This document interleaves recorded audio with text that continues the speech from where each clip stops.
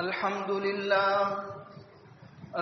لله نحمده ونستعينه ونستغفره ونؤمن به ونتوكل عليه ونعوذ بالله من شرور أنفسنا ومن سيئات أعمالنا من يهده الله فلا مضل له ومن يضلله فلا هادي له ونشهد أن لا إله إلا الله وحده لا شريك له ونشهد أن سيدنا ومولانا محمدا عبده ورسوله صلى الله تعالى عليه وعلى آله وأصحابه وبارك وسلم تسليما كثيرا كثيرا.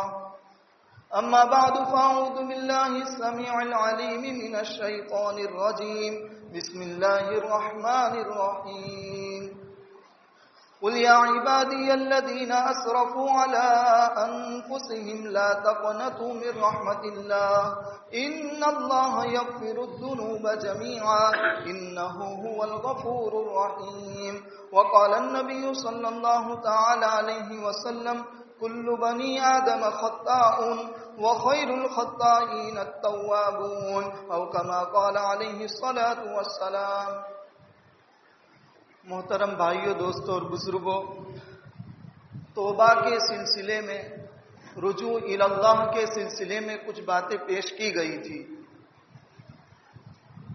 اسی عنوان پر اور کچھ باتیں ہیں. اللہ تعالیٰ نے قرآن کریم میں جگہ جگہ پر توبہ کی آیتوں کو نازل فرمایا، جس کی حکمت یہی تھی کہ اللہ تعالیٰ نے جو بندوں کے اندر بہت سارے مادے رکھے ہیں، جیسا کہ کوئی چیز بنتی ہے تو بہت ساری چیزیں ملتی ہیں، مرکب ہوتی ہیں، اس کے بعد ایک چیز کا وجود ہوتا ہے. تو اللہ تعالیٰ نے اشرف المخلوقات انسان کو بنایا تو بہت ساری چیزوں سے اس کو مرکب کر کے بنایا، بہت سارے مادے اس کے اندر رکھے. اس سے پہلے بھی جیسا کہ معلوم ہو چکا کہ بندے کے اندر یہ صفت بھی ہے کہ اس کے سامنے جب بری بات کی جائے تو اس کو غصہ آ جاتا ہے، اور یہ صفت بھی ہے جب اللہ تعالیٰ کی وحدانیت کی، محبت کی باتیں اس کے سامنے کی جائے تو اس کا دل پسیج جاتا ہے، وہ موم دل اور رحم دل بن جاتا ہے. اسی طرح جب کوئی بیکار اور بیہودہ باتیں کی جائے تو شرمندگی بھی ہوتی ہے. تو معلوم ہوا کہ اللہ تعالیٰ نے بہت سارے مادوں کو رکھ کر، بہت ساری چیزوں کو، مرکبات سے انسان کو بنایا ہے. اور وہ مادہ بھی ہے کہ انسان ہدایت کے راستے کو اختیار کرتا ہے، اچھے کاموں کو اختیار کرتا ہے. اور طبیعت میں یہ مادہ بھی رکھا کہ انسان راہ راست سے بھٹک کر برے راستوں کو، بری چیزوں کو بھی اختیار کرتا ہے. لیکن ہر طریقے، حدیث پاک میں آیا کلو دائن دواؤں، ہر چیز کی اللہ تعالیٰ نے دوا بنائی ہے، ہر بیماری کی اللہ تعالیٰ نے دوا بنائی ہے. تو اسی طرح جب انسان گناہوں کے راستوں پر چل دیتا ہے، گناہوں کو راستوں کو اختیار کرتا ہے، تو اللہ تعالیٰ نے نبی کریم صلی اللہ تعالی علیہ وسلم کے واسطے سے وہ چیزیں بھی اس امت کو دی کہ انسان اگر راہ راست سے بھٹک چکا ہے تو راہ راست کو اختیار کر سکے. اور جگہ جگہ پر اللہ تعالیٰ نے قرآن کریم میں توبہ والی آیتیں نازل فرمائی تاکہ جب بندہ اس کو سنے، اس کو پڑھے اور اس کے معنی کو سمجھے، اس کے ترجمے کو سمجھے، تو انسان کے دل میں وہ بات آئے کہ میرا اللہ مجھ سے کیا چاہتا ہے، میرے اللہ نے مجھ کو کس لیے پیدا کیا ہے، میرے اللہ مجھ کو پیدا کرنے کا کیا مقصد رکھتا ہے. اور جس اللہ تعالیٰ نے اتنی ساری نعمتیں برسائی ہیں، اتنی سارے پکوان کھلائے، اتنے مشروبات پلائے ہیں، اور طرح طرح کی نعمت اللہ نے اپنے بندے پر کی ہے، تو اللہ تعالیٰ مجھ بندے سے چاہتا کیا ہے؟ وہ بندہ گناہ میں مبتلا ہے، اور جب توبہ کی آیتیں پڑھ رہا ہے، قرآن کریم میں جا بجا پڑھ رہا ہے کہ نیک اعمال کرو، گناہوں کو چھوڑ دو، بری باتوں کو چھوڑ دو، تو اس کے دل میں ایک چیز پیدا ہوتی ہے، ایک دائیہ پیدا ہوتا ہے کہ میرا اللہ مجھ سے چاہ کیا رہا ہے. اسی طرح میرے دوستو، جو آیت کریمہ آپ کے سامنے تلاوت کی، اللہ تعالیٰ اس میں فرما رہے ہیں قل یا عبادی الذین اسرفوا علی انفسہم لا تقنطوا من رحمت اللہ. اے میرے بندو، جنہوں نے اپنے نفس پر ظلم کیا، راہ راست سے ہٹ کر بری راہ کو اختیار کر لیا، غلط راستے پر چل دیے، تو اللہ تعالیٰ فرما رہے میری رحمت سے مایوس نہ ہونا، اور فرما دیا ان اللہ یغفر الذنوب جميعا۔ یہ نہیں کہا کہ تھوڑے گناہ معاف کرے گا یا بعض گناہ معاف کرے گا، ان اللہ یغفر الذنوب جميعا، ہر وہ گناہ جو حقوق اللہ سے تعلق رکھتے ہو اور بندہ ڈائریکٹ اللہ تعالیٰ سے ان گناہوں کی معافی طلب کرتا ہو، تو اللہ تعالیٰ فرما رہے ان اللہ یغفر الذنوب جميعا، تمام کے تمام گناہوں کو معاف فرما دوں گا، ان اللہ غفور الرحیم۔ یاد رکھ لو تمہارا پروردگار بے حد معاف کرنے والا ہے، غفور ہے اور رحیم ہے۔ ایک جگہ فرمایا وَتُوبُوا إِلَى اللَّهِ جَمِيعًا أَيُّهَا الْمُؤْمِنُونَ لَعَلَّكُمْ تُفْلِحُونَ، اے ایمان والو رجوع تو کرو میری طرف، گناہوں کی معافی طلب تو کرو مجھ سے، کیا فائدہ ہوگا تمہارا، لَعَلَّكُمْ تُفْلِحُونَ، کامیاب ہو جاؤ گے۔ اگر جہنم کے دہانے کے قریب جانے والے ہو اور اللہ تعالیٰ سے اپنے تمام گناہوں کی معافی طلب کر لو، تو فرما رہے لعلکم تفلحون، کامیاب ہو جاؤ گے۔ ایک جگہ 28ویں پارے میں یا ایھا الذین آمنوا توبوا الی اللہ توبۃ نصوحا، توبۃ نصوحا ایسی توبہ جس سے نصیحت حاصل ہو۔ انسان گناہ کر رہا ہے پھر توبہ کر رہا ہے، تو اس توبہ کے بعد انسان کو اپنی زندگی میں بدلاؤ دکھ جائے کہ پہلے گناہوں میں مبتلا تھا، گناہ سے ہٹ کے نیکی کی طرف آ گیا، اور جو گناہ کر رہا تھا اس پر پچھتاوا ہو رہا ہے۔ یہ وہ توبہ ہے جس سے نصیحت حاصل ہو رہی ہے، گناہوں پر پچھتاوا ہو رہا ہے اور نیکی کی طرف رغبت ہو رہی ہے۔ اللہ تعالیٰ فرما رہے ہیں اے ایمان والو ایسی توبہ اختیار کرو جس سے تم کو نصیحت حاصل ہو، اور فائدے اللہ تعالیٰ نے بے شمار بیان کر دیے۔ اب توبہ کی قبولیت کے درجے اور توبہ کے لیے کیا چیز ضروری ہے، علماء فرماتے ہیں کہ توبہ کا صحیح طریقہ یہ ہے کہ انسان سے جو گناہ ہو گئے ہیں سب سے پہلے اس پر ندامت اختیار کرے، جو بھی گناہ ہو چکے ہیں بندہ اس پر نادم ہو، پچھتاوا کرو، پچھتاوا ہو اس کو، اور اپنے گناہوں پر شرمندگی اختیار کرتا ہو۔ یہ پہلی صورت۔ توبہ کے لیے دوسری چیز، اس گناہ کو فوراً چھوڑ دے، جس گناہ میں مبتلا ہے اس گناہ پر پچھتاوا اختیار کرے اور اس گناہ کو چھوڑ دے۔ اور تیسری چیز جو ضروری ہے کہ جس گناہ سے توبہ کر لی، جس گناہ کو چھوڑ دیا، آئندہ اس گناہ کو نہ کرنے کا پختہ ارادہ اور عزم کر لے کہ میرے اللہ مجھ سے یہ گناہ ہو رہے تھے، میں اپنے گناہ پر نادم ہوں اور بالفور میں ان گناہوں کو چھوڑ رہا ہوں، اور آئندہ میں عزم کرتا ہوں کہ آئندہ اس گناہ کو اختیار نہیں کروں گا۔ یہ توبہ کے لیے ضروری ہے۔ اور بہت اہم شرط یہ بھی ہے کہ انسان توبہ کرے تو اپنی غذا بھی دیکھ لے کہ اس کے پیٹ میں کون سی غذا جا رہی ہے۔ آپ نے حرام غذا کے بارے میں مفصل بیان سن لیا ہے، کن کن چیزوں کی ضرورت ہے آپ نے بہترین طریقے سے سنا ہے۔ آپ نے سنا ہوگا کہ کوفہ کے اندر جو بھی ظالم حاکم بنتا تھا، گورنر بنتا تھا، تو وہاں پر اللہ تعالیٰ کی ایک برگزیدہ جماعت تھی، نیک لوگوں کی ایک جماعت تھی۔ جب کوئی ظالم بادشاہ، ظالم حاکم وہاں پر مسلط ہوتا تھا تو وہاں کے وہ برگزیدہ بندے اللہ تعالیٰ سے دعا مانگتے تھے، اللہ تعالیٰ اس حاکم کو ختم کر دیتے تھے، اس جگہ سے اس کو ہٹا دیتے تھے۔ اتنی تاثیر ان برگزیدہ بندوں کی دعاؤں میں تھی۔ لیکن جب حاکم بنا حجاج بن یوسف تو پہلے اس نے ان برگزیدہ جماعتوں کی دعوت طعام کروائی، ان کو بلایا، ان کے لیے پکوان بنوایا اور ان کو پکوان کھلایا گیا۔ اور کھانے کے بعد حجاج بن یوسف نے کہا کہ اب میں تمہاری بددعا سے محفوظ ہو گیا، اس لیے کہ جو لقمہ تم نے کھایا ہے، جو غذا تم نے اختیار کی ہے، وہ غذا حرام تھی، اور جب تمہارے پیٹ میں وہ حرام لقمہ چلا گیا اب تم میرے لیے بددعا کرو، مجھے ہلاک کرنے کی اللہ تعالیٰ کے سامنے دعا کرو، تمہاری دعا قبول ہونے والی نہیں ہے۔ تو جس طرح گناہوں پر نادم ہونا ضروری ہے، ان کو چھوڑنا ضروری ہے، آئندہ کا عزم ضروری ہے، اس کے لیے توبہ کی قبولیت کے لیے یہ بھی شرط ہے کہ ہماری غذا بھی ہم دیکھ لیں۔ میرے دوستو، اللہ تعالیٰ بندے کی توبہ سے بڑا خوش ہوتا ہے۔ حدیث پاک میں تو کتنا پیارا اثر ہے. آپ صلی اللہ تعالی علیہ وسلم صحابہ کے مجمع میں کتنی پیاری بات بیان کر رہے ہیں. فرما رہے ہیں کہ ایک شخص جس نے اپنی سواری تیار کی، اس سواری پر اس نے اپنے کھانے پینے کا انتظام کر لیا، باندھ لیا، توشہ اختیار کر لیا، پانی بھی اس کا مشکیزہ باندھ لیا، کھانے کا توشہ بھی اس کے اوپر رکھ لیا اور سفر کے لیے نکل پڑا.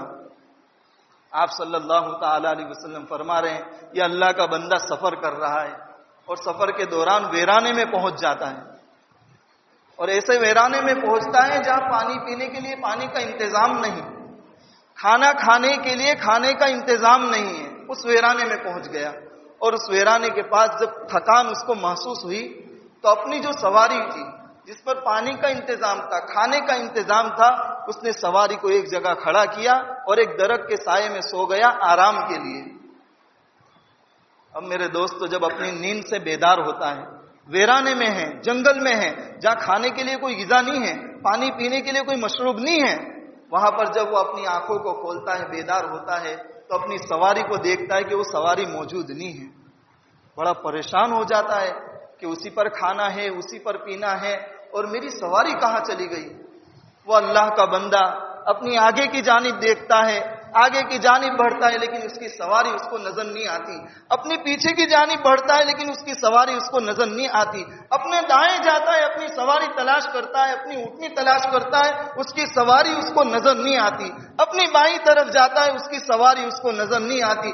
مایوس ہو جاتا ہے اور سوچتا ہے کہ شاید میری موت پکی ہے. جس کھانے کا انتظام میں کر کے آیا تھا وہ کھانا موجود نہیں، جس پانی کا انتظام میں کر کے آیا تھا وہ پانی موجود نہیں، جو سواری اس ویرانے سے مجھ کو باہر نکال سکتی تھی وہ سواری میری موجود نہیں. وہ سوچتا ہے کہ شاید اب میری موت پکی ہے، اور جب موت پکی ہے تو وہ اپنے اسی درخت کے پاس چلا جاتا تھا جہاں پر سویا تھا، اور اٹھنے کے بعد اس کی سواری موجود نہیں تھی. اپنی موت کو یاد کرتے ہوئے، رجوع اللہ کرتے ہوئے وہ بندہ اپنے اس درخت کے پاس جاتا ہے، آرام کے لیے سو جاتا ہے. لیکن اللہ تعالیٰ کی قدرت تو دیکھیے، جب وہ بیدار ہوتا ہے، اس کی آنکھیں کھلتی ہے تو وہ دیکھ رہا ہے کہ میری سواری جس کو میں ڈھونڈ ڈھونڈ کر تھک گیا اور میں نے اپنی موت کا یقین کر لیا، اس سواری کو میں تلاش کر رہا تھا، وہ سواری موجود نہیں تھی. اب جب میں آنکھ کھولتا ہوں تو میری سواری موجود ہے. میں سمجھ رہا تھا بھوک کی وجہ سے مر جاؤں گا، میرا کھانا موجود ہے. میں سمجھ رہا تھا یہی دفن ہو جاؤں گا، میری سواری موجود ہے. سمجھ رہا تھا کہ پیاس کی شدت سے مر جاؤں گا لیکن پانی موجود ہے. وہ اللہ کا شکر ادا کرتا ہے، اللہ کا احسان ادا کرتا ہے، اور شکر میں ایسا مبتلا ہو جاتا ہے، احسان میں ایسا مبتلا ہو جاتا ہے کہ اللہ کی شکر گزاری میں وہ کہنا یہ چاہتا تھا، اے میرے معبود، اے میرے اللہ، تو میرا پروردگار ہے، میں تیرا بندہ ہوں. حدیث پاک میں آتا ہے، اللہ کے نبی صلی اللہ تعالی علیہ وسلم فرماتے ہیں وہ بندہ خوشی کے مارے یہ کہہ دیتا ہے، انا ربک وانت عبدی، انا ربک وانت عبدی، اے اللہ میں تیرا رب ہوں اور تو میرا بندہ ہے. خوشی کے مارے یہ جملہ کہہ دیتا ہے کہ میرے معبود میں تیرا رب اور تو میرا بندہ ہے. اللہ کے نبی صلی اللہ تعالی علیہ وسلم فرما رہے ہیں جس بندے کو یہ سواری ملی اور وہ اتنا خوش ہو رہا ہے، جب بندہ توبہ کرتا ہے تو اللہ تعالیٰ اس کی توبہ پر اس سے بھی زیادہ خوش ہوتا ہے. اور اللہ تعالیٰ کی حکمت دیکھیے، نبی کریم صلی اللہ تعالی علیہ وسلم فرما رہے ہیں ان اللہ عز وجل یبسط یدہ باللیل لیتوب مسیء النہار ویبسط یدہ بالنہار لیتوب مسیء اللیل. اللہ کے نبی صلی اللہ تعالی علیہ وسلم فرما رہے ہیں اللہ تعالیٰ اپنی رحمت کو دن میں کھولتا ہے، اپنی رحمت کو عام کرتا ہے تاکہ رات کا گنہگار جو ہے وہ دن میں توبہ کرے اور اللہ تعالیٰ اس کے گناہوں کو معاف کر دے. اور فرمایا کہ اسی طرح اللہ تعالیٰ اپنی رحمت کو رات میں عام کرتا ہے تاکہ دن کا گنہگار رات میں توبہ کرے اور اللہ تعالیٰ اس کی توبہ کو قبول کر لے. کتنی محبت اللہ تعالیٰ بتلا رہے ہیں. کچھ وجوہات ہیں جو بندہ رجوع اللہ نہیں کر رہا ہے، توبہ کی طرف مائل نہیں ہو رہا ہے. بہت ساری وجہ میں ایک وجہ یہ بھی بیان کی ہے کہ انسان اپنے انجام کو بھول چکا ہے. جہاں پر بہت ساری وجوہات ہے کہ بندہ اپنے اللہ کی طرف کیوں رجوع نہیں کر رہا ہے، علماء نے ایک وجہ یہ بھی بیان کی انسان اپنے انجام سے ناواقف ہو چکا ہے. بڑے تعجب کی بات ہے، آج انسان کوئی بیمار ہو اللہ تعالی ہم تمام کی بیماری سے حفاظت کرے۔ اگر کوئی شوگر کا مریض ہے، ڈاکٹر اس سے کہے گا شکر آپ کو اختیار نہیں کرنی ہے، میٹھا آپ کو کھانا نہیں ہے، میٹھا پکوان نہیں کھانا ہے، مٹھائی آپ کو اختیار نہیں کی ہے، وہ بندہ ڈاکٹر کی بات مانے گا۔ کیوں مانے گا؟ اپنے انجام کو دیکھ رہا ہے کہ اگر میں شوگر کا مریض ہوں اور میٹھے کو اختیار کروں گا، ہو سکتا ہے کہ میری شوگر کی بیماری اور بڑھ جاوے اور موت تک مجھ کو پہنچا دے۔ نعوذ باللہ، اگر کوئی کینسر کا مریض ہے اور ڈاکٹر اس کو منع کرتا ہے ان چیزوں سے پرہیز کرنا ہے، تو وہ آدمی پرہیز کرے گا۔ کیوں؟ اس لیے کہ اپنا انجام دیکھ رہا ہے۔ ہو سکتا ہے کہ اگر میں ڈاکٹروں کی باتوں کو اختیار نہ کروں، جن چیزوں سے روکا ہے اس کو ان سے نہ رک جاؤں، جن چیزوں کو کرنے کو کہا ہے ان کو نہ کروں، ہو سکتا ہے کہ میں موت کے دہانے پر پہنچ جاؤں۔ لیکن وہیں پر بندہ ہے، اللہ تعالیٰ فرما رہے ہیں، اللہ کے نبی فرما رہے ہیں، اے بندے گناہوں سے باز آ جا۔ ہو سکتا ہے کہ تو جہنم کے قریب پہنچ جائے، اللہ کی رضا تجھ کو حاصل نہ ہو، اے بندے گناہوں سے رک جا۔ لیکن بندہ اپنے انجام کو بھول گیا۔ تو بندہ جب اپنے انجام کو بھول گیا تو رجوع اللہ اس کے لیے معنی ہو گیا، اب رجوع اللہ نہیں کر رہا ہے۔ دوسری وجہ علماء نے بیان کی ہے، گناہوں پر لذت آنے لگنا۔ جس طرح انسان کو اطاعت میں لذت محسوس ہوتی ہے، اسی طرح بدکاری میں، فحاشی میں اور گناہوں میں انسان کو لذت محسوس ہوتی ہے، اور جب لذت محسوس ہونے لگتی ہے تو انسان کے لیے گناہ کرنا آسان اور توبہ سے دور رہنا آسان ہو جاتا ہے۔ تو دوسری وجہ علماء نے یہ بھی بیان کی کہ گناہوں میں جب لذت آنا شروع ہو جاتی ہے تو انسان توبہ سے رک جاتا ہے۔ اللہ تعالیٰ فرمائے ما آتاکم الرسول فخذوا وما نہاکم عنہ فانتہوا۔ اللہ تعالیٰ نے جو شریعت بھیجی ہے اور جو شریعت دی ہے، اچھی باتیں دی ہیں، آپ امت محمدیہ کے محمد کہہ دیجیے، اس کو اختیار کر لو، اور جن چیزوں سے حضور روک رہے ہیں، اللہ کی شریعت جو بھیجی گئی ہے ان چیزوں سے رک جائیے۔ بہت سارے بندے جن کو گناہ میں بدبو آتی ہے اور نیک کاموں میں اطاعت میں لذت آتی ہے۔ میرے دوستو، جب انسان اللہ تعالیٰ کے احکام کو پورا کرنے میں لگتا ہے اور اسے اختیار کرتا ہے، گناہوں سے بچتا ہے، تو اس کو ان اطاعت میں لذت آتی ہے۔ جب بندہ اللہ تعالیٰ کے احکام کو پورا کرنے لگتا ہے تو اس کو لذت محسوس ہوتی ہے۔ وہ اپنے بوڑھے والدین کے پیر دباتا ہے، اس میں اس کو لذت آتی ہے۔ جب اللہ کے احکام کو اختیار کرتا ہے تو اپنے بوڑھے والدین کے سر دبانے میں اس کو لذت آتی ہے۔ جب بندہ اللہ کے احکام کو اختیار کرتا ہے تو اپنے بوڑھے والدین کی خدمت میں اس کو لذت آتی ہے۔ جب بندہ اللہ کے احکام کو پورا کرتا ہے تو بوڑھے والدین جب اس کو گالی گلوچ کرتے ہیں، برا بلا کہتے ہیں، تو ان کے برا بلا کو برا نہیں مانتا ہے، ان کے بڑھاپے کی وجہ سے ان کو معذور سمجھتا ہے۔ جب بندہ اللہ کے احکام کو پورا کرتا ہے تو اس کو اس بات میں لذت آتی ہے کہ اللہ کے سامنے اپنی پیشانی کو رگڑوں۔ جب بندہ اللہ کے احکام کو پورا کرتا ہے تو اس بات میں لذت آتی ہے کہ اللہ کے سامنے رکوع میں کھڑا رہوں، رکوع میں جھکوں، قوما میں کھڑا رہوں، سجدے میں پڑا رہوں۔ اس بات میں لذت آتی ہے کہ پوری رات میں اللہ کے سامنے عبادت میں گزار دوں۔ اس بات سے اس کو بدبو آتی ہے کہ اللہ کے احکام کو پورا نہ کروں، اللہ کے احکام کو چھوڑوں۔ اور جب گنہگار اللہ کے احکام کو پورا نہیں کرتا تو اس کو اس بات میں لذت آتی ہے کہ شراب پیوں، اس کو اس بات میں لذت آتی ہے کہ زنا کروں، اس بات میں لذت آتی ہے کہ چوری کروں، اس بات میں لذت آتی ہے کہ ڈاکہ کروں، اس بات میں لذت آتی ہے کہ اللہ کے تمام احکام کو توڑ دوں اور گناہ میں مبتلا ہو جاؤں۔ اسی وجہ سے میرے دوستو، نیک آدمی کو ہم دیکھتے ہیں شراب کی تھیلی بھی اگر پاس رکھیے تو اس میں بدبو محسوس کرے گا، اور وہیں پر بدکار آدمی کو دیکھتے ہیں، گنہگار آدمی کو دیکھتے ہیں تو اس کو تھیلی سے نہیں، کچھ لینا نہیں، اس کو پینے میں بھی لذت محسوس ہوتی ہے۔ اللہ کا نیک بندہ زنا میں بدبو محسوس کرتا ہے، لیکن جو انسان گناہ میں مبتلا ہونے لگتا ہے، رجوع اللہ نہیں کرتا، توبہ نہیں کرتا، اس کو زنا میں لذت محسوس ہوتی ہے۔ اس لیے کہ اللہ تعالیٰ نے جس طرح حلال چیزوں میں لذت رکھی ہے، بدکاروں کے لیے حرام چیزوں میں بھی لذت رکھی ہے۔ یہ دوسری وجہ علماء نے بیان کی ہے کہ جب بندہ گناہوں میں، بدکاریوں میں لذت محسوس کرنے لگتا ہے تو رجوع اللہ اس کے لیے دشوار ہو جاتا ہے، اللہ کی طرف رجوع نہیں کرتا، توبہ نہیں کرتا ہے۔ اس لیے حدیث پاک میں آیا ہے جب بندہ گناہ کرتا ہے تو گناہ کی وجہ سے اس کے دل میں ایک سیاہ نقطہ پڑ جاتا ہے، پھر اگر وہ توبہ نہ کرے اور گناہ کرتا ہے تو دوسرا سیاہ نقطہ ہو جاتا ہے، اور انجام یہ ہوتا ہے کہ اس کے دل پر زنگ لگ جاتا ہے، اس کا دل بالکل سیاہ ہو جاتا ہے۔ اب اگر وہ گناہ کے کام کرتا ہے تو لذت محسوس ہو رہی ہے، اللہ کی عبادت کی طرف اس کو بلا رہے ہیں تو اس سے دور بھاگ رہا ہے، فرار اختیار کر رہا ہے، اس کو لذت محسوس نہیں ہو رہی۔ اس لیے حدیث پاک میں آیا کہ نیک بندہ جب گناہ کرتا ہے تو اس کو ایسا لگتا ہے کہ اس کے سر پر پہاڑ رکھ دیا گیا ہے اور وہ پہاڑ اس پر گرنے والا ہے، اور جب بدکار بندہ گناہ میں مبتلا ہوتا ہے تو اس کے لیے ایسا لگتا ہے کہ جسم پر کوئی مکھی بیٹھ گئی اور اڑ گئی، اس کو کوئی دشواری محسوس نہیں ہوتی ہے۔ تو اللہ تعالیٰ نے میرے دوستوں توبہ کے دروازے کھلے رکھے ہیں، جب تک انسان کا آخری وقت نہ آ جائے وہاں تک بندہ توبہ کرے اس کی توبہ قبول ہوتی ہے۔